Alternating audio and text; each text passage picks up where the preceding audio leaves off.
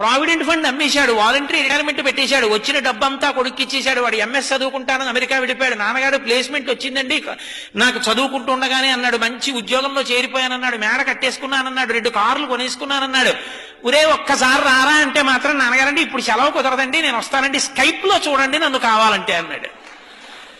ఎప్పుడో వస్తాడు వాడు, ఉన్నదంతా వాడికి ఇచ్చాడు. ఒరే నాకు ఇస్తావా అని అడుగుతాడా తండ్రి? అడగడు.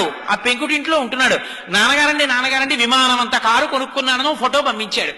అది చూసి ఈ పెద్ద ఆయన పెంకుటింట్లోంచి రోహిణీ కార్తిలో ఉత్తరీయం నెత్తి మీద వేసుకుని ఎదురింటికి వెళ్ళి తలుపు కొట్టి మా అబ్బాయి విమానం అంత కారు కొన్నట్ట ఫోటో చూడండి అంటాడు. నువ్వు పెంకుటింట్లో ఉంటున్నావు కదరా అంటే, పోన్లేదురో ఎంతకాలం బతుకుతాను, మా అబ్బాయి సంతోషంగా ఉన్నాడుగా అంటాడు. కొడుకు యొక్క సంతోషాన్ని చూసి సంతోషించగలిగిన వాడు తండ్రి. తను సంతోషించి కొడుకు సంతోషించాలనడం అది తండ్రితనం అంటే.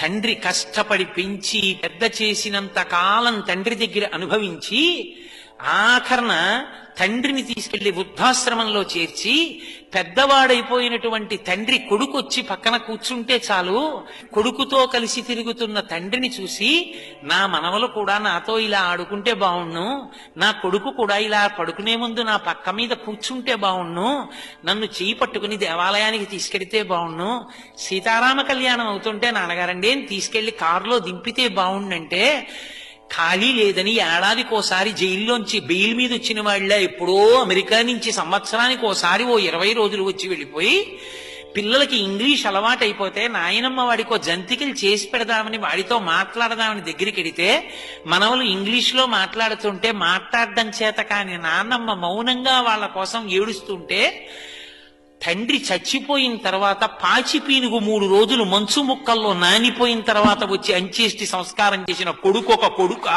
వాడి సంపాదన ఒక సంపాదన. తండ్రి పక్కన కూర్చున్నవాడు తండ్రిని సంతోషపెట్టినవాడు కొడుకు. విదేశాలు వెళ్ళొద్దంటలేదు, ఉద్యోగాలు చెయ్యొద్దంటలేదు, కానీ తల్లిదండ్రులు పెద్దవాళ్ళు అయిపోయిన తర్వాత వాళ్ళ సంతోషాన్ని తీర్చడం కూడా కొడుకుల కర్తవ్యం. కొడుకు లాంటి వాళ్ళు చాలా మంది ఉండొచ్చు, కూతురు లాంటి వాళ్ళు చాలా మంది ఉండొచ్చు, కానీ కన్న కడుపున పుట్టిన కొడుకు కొడుకి. వాడికి ఆ కర్తవ్యం లేనప్పుడు వాడికన్నా ఇంట పెరుగుతున్న పెంపుడు కుక్క మీద.